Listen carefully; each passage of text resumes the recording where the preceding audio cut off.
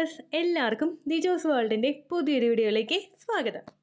ഇന്നത്തെ വീഡിയോയിൽ സംസാരിക്കുന്നത് പ്രഗ്നൻ്റ് ആകുന്ന സ്ത്രീകളുടെ മോഷനിലുണ്ടാകുന്ന 4 പ്രധാനപ്പെട്ട മാറ്റങ്ങളെ പറ്റിയിട്ടാണ്. ഈ രീതിക്കൊക്കെ ആയിരിക്കും ഏറെക്കുറെ പ്രഗ്നൻസി പോസിറ്റീവ് ആയി കഴിഞ്ഞ് കഴിഞ്ഞാൽ നമുക്ക് വയറ്റിൽ നിന്ന് പോകുമ്പോഴേക്കും വ്യത്യാസം ഉണ്ടാകുന്നത് കേട്ടോ. അപ്പോൾ അതെന്തൊക്കെയാണെന്ന് നമുക്ക് നോക്കാം. വീഡിയോ നമുക്ക് സ്റ്റാർട്ട് ചെയ്യാം.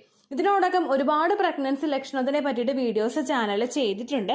യാതൊരു തരത്തിലുള്ള പ്രഗ്നൻസി ലക്ഷണവും ഈ പറയുന്ന തരത്തിൽ നിങ്ങൾക്കില്ലെങ്കിലും നിങ്ങൾ ഒട്ടും വിഷമിക്കേണ്ട ആവശ്യമില്ല. എക്സ്പെക്റ്റഡ് പീരിയഡ് ഡേറ്റിൽ ബ്ലീഡിങ് വരുന്നുണ്ടോ എന്ന് മാത്രം നിങ്ങൾ ശ്രദ്ധിച്ചാൽ മതി. ഒരുപാട് ആളുകൾക്ക് ബ്ലീഡിങ് ചെറുതായിട്ടുണ്ടായതിനു ശേഷവും ടെസ്റ്റ് ചെയ്ത് നോക്കുമ്പോൾ പ്രഗ്നൻസി പോസിറ്റീവ് ആയിട്ടുണ്ട്. അതുകൊണ്ട് ലക്ഷണങ്ങളില്ലെങ്കിലും നിങ്ങൾ വിഷമിക്കേണ്ട ആവശ്യമില്ല. ബ്ലീഡിങ് നിങ്ങളുടെ എക്സ്പെക്റ്റഡ് ഡേറ്റിൽ ചെറുതായിട്ടാണ് പോയതെങ്കിലും നിങ്ങൾ പ്രഗ്നൻസി ടെസ്റ്റ് ചെയ്ത് നോക്കണം കേട്ടോ. അപ്പോൾ അതുപോലെ തന്നെ ഒരുപാട് ആളുകൾ നമ്മുടെ ചാനൽ ഫോളോ ചെയ്തിട്ട് പ്രഗ്നൻ്റ് ആയിട്ടുണ്ട്. അവരുടെയൊക്കെ സക്സസ് സ്റ്റോറീസ് കാണാൻ വേണ്ടിയിട്ട് നിങ്ങൾ നമ്മുടെ ചാനൽ വിസിറ്റ് ചെയ്തത് നോക്കുക. അതിൽ കമ്മ്യൂണിറ്റി ടാബിൽ ഓരോരുത്തരുടെ സക്സസ് സ്റ്റോറീസ് ആയിട്ട് ഡേ ബൈ ഡേ ഞാൻ അപ്ലോഡ് ചെയ്തുകൊണ്ടിരിക്കുന്നുണ്ട്. അതിൽ നിങ്ങൾക്ക് യൂസ്ഫുൾ ആണെന്ന് തോന്നുന്ന തരത്തിലുള്ള ഒരു സക്സസ് സ്റ്റോറി നിങ്ങൾ തിരഞ്ഞെടുക്കുക. അതിൽ നിങ്ങൾക്ക് പറ്റുന്ന ടിപ്സ് പറ്റുന്നത് പോലെ നിങ്ങൾ ഫോളോ ചെയ്യാനായിട്ട് ശ്രദ്ധിക്കുക കേട്ടോ. പ്രഗ്നൻ്റ് ആകുന്ന സമയത്ത് പലതരത്തിലും നമ്മുടെ ശരീര അവയവങ്ങളിൽ വ്യത്യാസം ഉണ്ടാവുന്നുണ്ട്. തലമുടി മുതൽ കാലിൻ്റെ ഏറ്റവും ലാസ്റ്റത്തെ ഫിംഗറിൻ്റെ നഖം വരെ ഈ ഒരു വ്യത്യാസം നമുക്ക് ഫീൽ ചെയ്യാനായിട്ട് സാധിക്കും. പ്രഗ്നൻ്റ് ആകുന്ന സമയത്ത് ബോഡി പ്രിപ്പയർ ആകുന്നത് കുഞ്ഞിനെ നല്ല രീതിയിൽ ബോഡിയിൽ കീപ്പ് ചെയ്യാൻ വേണ്ടിയിട്ടാണ്. അതുകൊണ്ടാണ് ഈ പറയുന്ന പല മാറ്റങ്ങളും പ്രഗ്നൻസി പോസിറ്റീവ് ആകുന്ന സമയത്ത് നമ്മുടെ ശരീരത്തിൽ ഉണ്ടാവുന്നത്.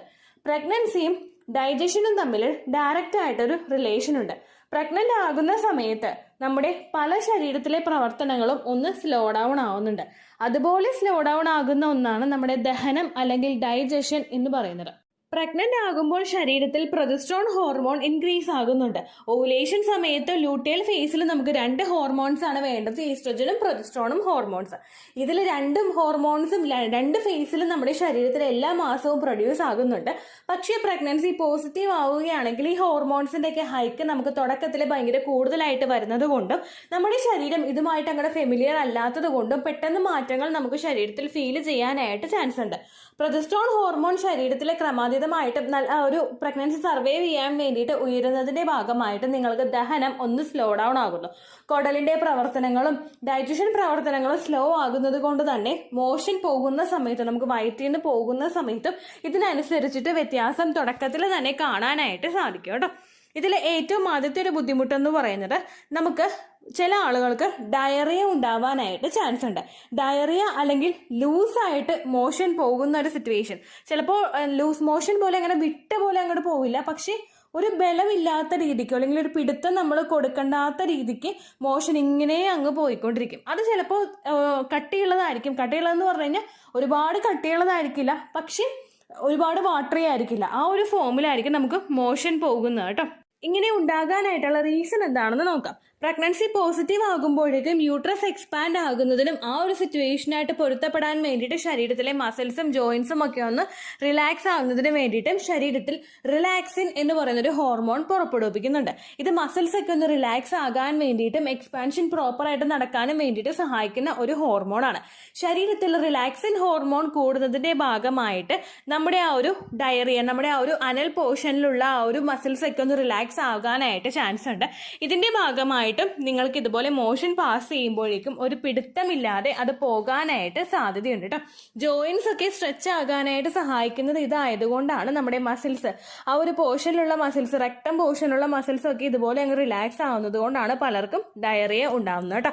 ഇത് ലൂസ് മോഷൻ ആയിട്ട് നിങ്ങൾക്ക് കണ്ടിന്യൂസ് ആയിട്ട് പോയിക്കൊണ്ടിരിക്കുകയാണെങ്കിൽ നിങ്ങൾ ഉറപ്പായിട്ടും ഡോക്ടറെ കാണണം. കാരണം അല്ലെങ്കിൽ ഡീഹൈഡ്രേഷൻ ഉണ്ടാവാനായിട്ട് ചാൻസ് ഉണ്ട് കേട്ടോ. അപ്പൊ ഇതാണ് ഡയറിയ പോലെ നമുക്ക് പോകാം. ചിലപ്പോൾ ലൂസ് മോഷൻ ആയിട്ടായിരിക്കും പോകുന്നത്, പക്ഷെ ഇതിനെ വിട്ടടിച്ച് ഒരുപാട് ദിവസം നമുക്ക് പോകുന്നുണ്ടെങ്കിൽ അതിനെ നിങ്ങൾ പ്രത്യേകം ശ്രദ്ധിക്കണം. അതല്ലെങ്കിൽ നമ്മൾ പിടുത്തമൊന്നും കൊടുക്കേണ്ടാത്ത രീതിക്ക് ഒരുപാട് ഹാർഡും ഒരുപാട് ലൂസും അല്ലാത്ത രീതിക്ക് സ്റ്റൂള് പോകുന്ന ഒരു അവസ്ഥയുണ്ട് കേട്ടോ. ഈ സമയത്ത് ഇതിനോടനുബന്ധിച്ചിട്ട് നമുക്ക് വയറിലും മറ്റു പല അസ്വസ്ഥതകൾ ഉണ്ടാകാം. വയറൊരു ബേണിംഗ് സെൻസേഷൻ പോലെയോ അല്ലെങ്കിൽ ഭയങ്കര ഒന്ന് എന്താ പറയുക, വയറിൽ നമുക്ക് തൊടുന്ന സമയത്ത് ഒരു ബ്ലോട്ടിങ് എന്നുള്ളൊരു സിറ്റുവേഷൻ ഉണ്ടാവില്ല. വയറ് ഭയങ്കര ഹെവി ആയിട്ട് തോന്നുകയോ പൊക്കിളിന് മേപ്പോട്ടുള്ള ഭാഗത്തേക്ക് നമുക്ക് വേദന തുടർച്ചയായിട്ട് ഇങ്ങനെ കുത്തുന്നത് പോലെ വേദന ഉണ്ടാവുകയോ ഒക്കെ ചെയ്യാം. വയറിൽ നീര് വീഴുന്ന സമയത്ത് നമുക്കിങ്ങനെ സിറ്റുവേഷൻസ് ഉണ്ടാകാറുണ്ട്. അപ്പോൾ അതുകൊണ്ട് നിങ്ങൾ ശരീരം നന്നായിട്ട് ശ്രദ്ധിക്കണം കേട്ടോ. രണ്ടാമത്തേതെന്ന് പറയുന്നത് കോൺസ്റ്റിപ്പേഷൻ ആണ്. കോൺസ്റ്റിപ്പേഷനും പ്രഗ്നന്റ് ആകുന്ന മെജോറിറ്റി സ്ത്രീകൾക്ക് ഉണ്ടാകുന്ന ഒരു ബുദ്ധിമുട്ടാണ് മലബന്ധം എന്ന് പറയുന്നത്. നമ്മൾ ഒരുപാട് പ്രഷർ കൊടുത്തിട്ട് വയറ്റിൽ നിന്ന് പോകേണ്ട ഒരു സിറ്റുവേഷൻ. നമ്മൾ പ്രഗ്നന്റ് ആകുന്ന സമയത്ത് ആ ഒരു ടൈം പീരീഡിലൊക്കെ കടന്നു പോകുമ്പോഴേക്കും ഫൈബർ ഇൻടേക്ക് ശരീരത്തിൽ കുറയുമ്പോഴാണ് ഈ കോൺസ്റ്റിപ്പേഷൻ നമുക്ക് കൂടി വരുന്നത്. അത് മാത്രമല്ല നമ്മുടെ ആ ഒരു പ്രൊജസ്ട്രോൺ ഹോർമോൺ ശരീരത്തിൽ കൂടുന്നതും അതിന്റെ ഭാഗമായിട്ട് ഡൈജഷൻ ഒന്ന് സ്ലോ ഡൗൺ ആയി പോകുന്നതും ഒക്കെയാണ് നമുക്ക് ഇത്തരത്തിൽ കോൺസ്റ്റിപ്പേഷൻ ഉണ്ടാകാനായിട്ടുള്ള ഒരു ചാൻസ് കൂട്ടുന്നത് കേട്ടോ. ഈ സമയത്ത് നമ്മൾ വയറ് പ്രഷർ കൊടുക്കേണ്ടതായിട്ടുള്ള സിറ്റുവേഷൻ വരുന്നു ആ മോഷൻ പാസ് ചെയ്ത് പോകാൻ വേണ്ടിയിട്ട്. അതുപോലെ തന്നെ പോയി കഴിഞ്ഞാലും മുഴുവനായിട്ട് പോയി തീരുന്ന ഒരു സാറ്റിസ്ഫാക്ഷൻ ചിലപ്പോൾ നമുക്ക് ഉണ്ടാവില്ല. ആ ഒരു സിറ്റുവേഷനും ഈ ഒരു കോൺസ്റ്റിപ്പേഷൻ ആയിട്ട് മാറാറുണ്ട് കേട്ടോ. കോൺസ്റ്റിപ്പേഷൻ ഉണ്ടാകുന്ന സമയത്ത് നിങ്ങൾ ധാരാളം ഫൈബർ കണ്ടന്റ് അടങ്ങിയിട്ടുള്ള ഭക്ഷണങ്ങൾ കഴിക്കാനായിട്ട് ശ്രദ്ധിക്കുക. ഒപ്പം വെള്ളം ധാരാളം കുടിക്കാനായിട്ട് ശ്രദ്ധിക്കുക. ഒപ്പം നമ്മുടെ പെൽവിക് ഭാഗം ആ ഒരു പോർഷനൊക്കെ ഒന്ന് എക്സ്പാൻഡ് ആകാൻ വേണ്ടിയിട്ടുള്ള എക്സസൈസുകൾ നിങ്ങൾ ചെയ്യുക. പ്രഗ്നൻസിയുടെ തുടക്കത്തിൽ മാലാസന എക്സസൈസ്, മാലാസന വാക്ക്, അങ്ങനെയുള്ള എക്സസൈസ് ഒക്കെ ഒന്ന് വൈഡൻ ആകുന്ന രീതിക്ക്, പെൽവിക്കിന്റെ ഭാഗമൊക്കെ ഒന്ന് വൈഡ് ആകുന്ന രീതിക്കുള്ള എക്സസൈസുകൾ നിങ്ങൾ ചെയ്യുന്നത് കോൺസ്റ്റിപ്പേഷന്റെ ഒരു എഫക്റ്റ് കുറക്കാൻ വേണ്ടിയിട്ട് നിങ്ങളെ സഹായിക്കും കേട്ടോ. ഇനി ഈ കോൺസ്റ്റിപ്പേഷൻ നമുക്ക് കൂടി പോയി കഴിഞ്ഞാൽ മറ്റു പല ബുദ്ധിമുട്ടുകൾ, പൈൽസ് പോലുള്ള ബുദ്ധിമുട്ടുകളും നിങ്ങൾക്ക് ഉണ്ടാകാനായിട്ട് ചാൻസ് ഉണ്ട് കേട്ടോ. ഇതാണ് അടുത്തൊരു രീതിക്ക് സ്റ്റൂള് പോകുന്നത്. മൂന്നാമത്തെ പോർഷൻ നമുക്ക് പോകുന്നത് എങ്ങനെയാണെന്ന് വെച്ച് കഴിഞ്ഞാൽ ആ പോകുന്ന ബ്ലഡിലൊക്കെ നമുക്ക് ചിലപ്പോൾ ആ ഒരു പോകുന്ന മോഷനിലൊക്കെ നമുക്ക് ബ്ലഡിന്റെ സ്റ്റെയിൻസ് കാണാനായിട്ട് സാധിക്കും. ചെറുതായിട്ട് ആ ഒരു ഫ്ലഷ് ഔട്ട് ചെയ്ത് കളയുന്ന ഒരു സമയത്ത് നിങ്ങൾക്ക് ആ ഒരു ബ്ലഡ് ഇങ്ങനെ ഒരു മോഷൻ പാസ് ചെയ്തിരിക്കുന്ന സമയത്ത് കാണാനായിട്ട് സാധിക്കും കേട്ടോ.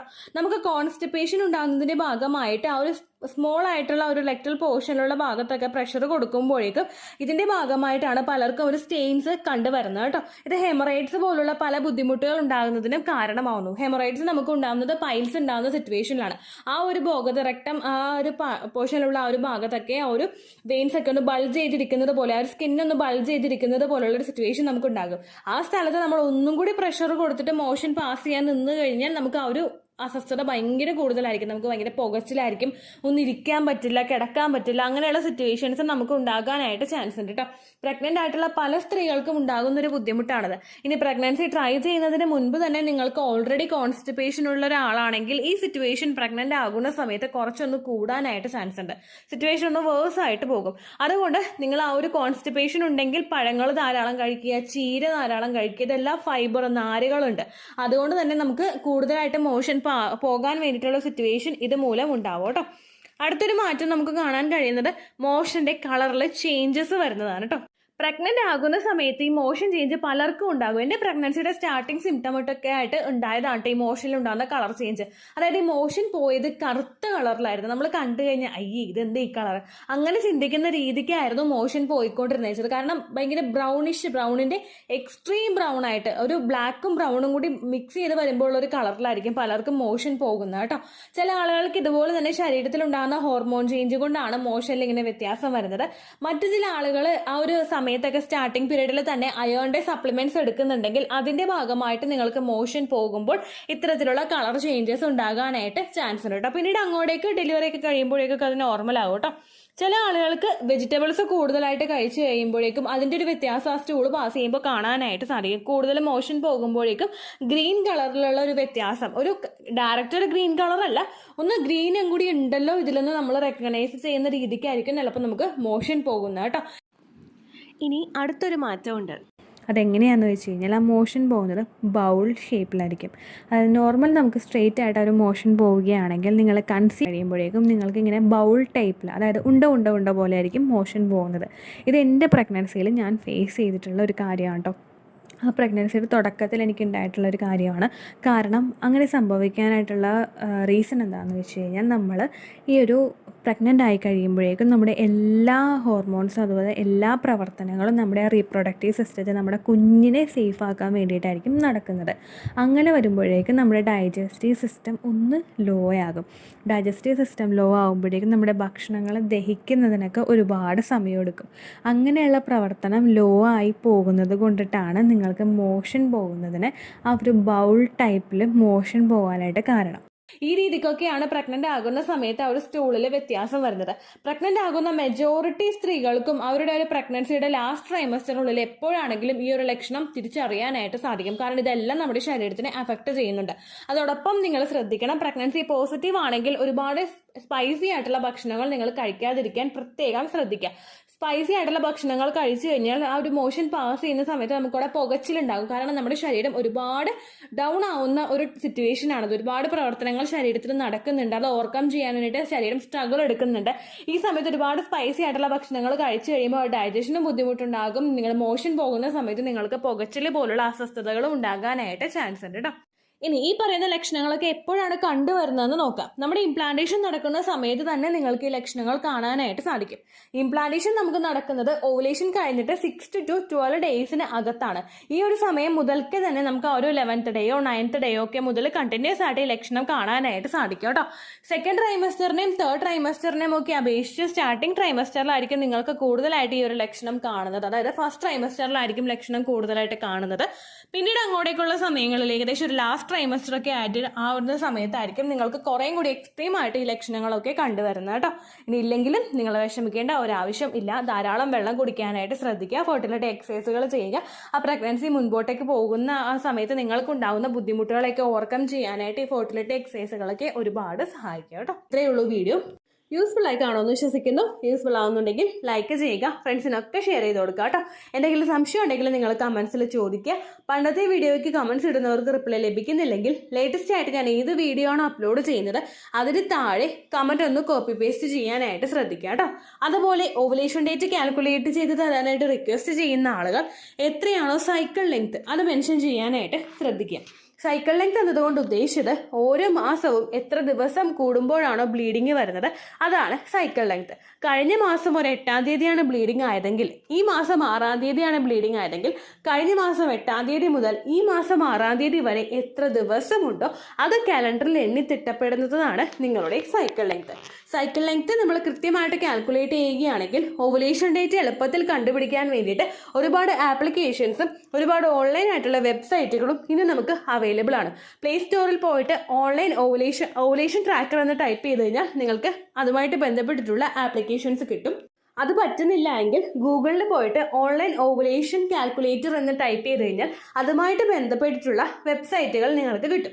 അതിൽ നിങ്ങളുടെ ലാസ്റ്റ് മന്തിലെ മെൻസ്ട്രേഷൻ്റെ ഡേറ്റും ഒപ്പം ഞാൻ ഈ പറഞ്ഞ രീതിക്ക് നിങ്ങൾ കാൽക്കുലേറ്റ് ചെയ്യുന്ന സൈക്കിൾ ലെങ്ത്തും എൻ്റർ ചെയ്ത് കൊടുക്കുകയാണെങ്കിൽ നിങ്ങൾക്ക് കൃത്യമായിട്ട് ഓവുലേഷൻ ഡേറ്റ് കണ്ടുപിടിക്കാനായിട്ട് സാധിക്കും. ഫെർട്ടൈൽ ടൈം പീരീഡും നിങ്ങൾക്ക് കിട്ടും. അതായത് എത്ര ദിവസം മുതൽ കോൺടാക്ട് ചെയ്ത് തുടങ്ങിക്കഴിഞ്ഞാൽ നിങ്ങൾ പ്രഗ്നൻ്റ് ആകും എന്നുള്ളൊരു ഡേറ്റും നിങ്ങൾക്ക് പ്രോപ്പറായിട്ട് കിട്ടും കേട്ടോ. ഇത് കാൽക്കുലേറ്റ് ചെയ്യുന്ന സമയത്ത് സൈക്കിൾ ലെങ്ത് കാൽക്കുലേറ്റ് ചെയ്യുന്ന സമയത്ത് നിങ്ങളുടെ ആ ഒരു കലണ്ടറിൽ നോക്കി തന്നെ നിങ്ങൾ കാൽക്കുലേറ്റ് ചെയ്യുക. പല മാസങ്ങളിലും 30-31 ദിവസമുണ്ട്. അതുകൊണ്ടാണ് അങ്ങനെ പറഞ്ഞത്. ഒപ്പം നിങ്ങൾക്ക് ബ്ലീഡിങ് തുടങ്ങിയ ദിവസത്തിന് വേണം നിങ്ങൾ ഡേ 1 ആയിട്ട് എടുക്കാൻ വേണ്ടിയിട്ട്. സ്പോട്ടിങ് തുടങ്ങിയ ദിവസത്തിനെ അതായത് ചെറുതായിട്ട് ഡിസ്ചാർജ് പോയി തുടങ്ങിയ ദിവസത്തിനെ നിങ്ങൾ കൺസിഡർ ചെയ്യേണ്ട ആവശ്യം ഇല്ല കേട്ടോ. അപ്പോൾ ഇത്രയേ ഉള്ളൂ വീഡിയോ. അടുത്തൊരു വീഡിയോ ആയിട്ട് നമുക്ക് വീണ്ടും കാണാം. ബൈ.